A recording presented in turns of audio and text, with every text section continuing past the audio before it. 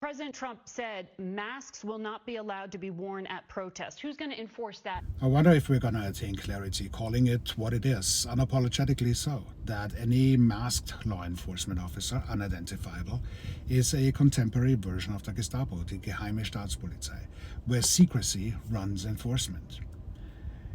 They are out there to not protect and serve the people, but to protect and serve the regime, which is driving us closer and closer to fascism.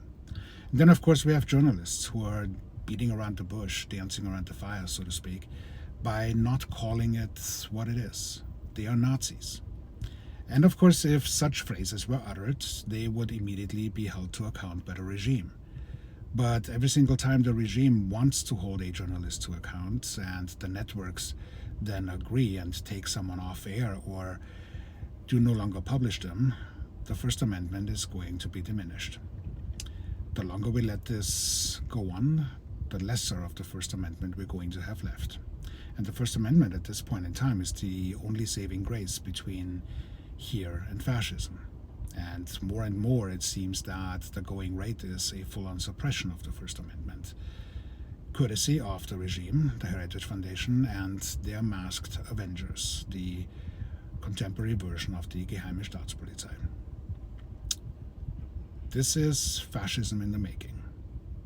A constitutional crisis of full destruction of what we once held dear.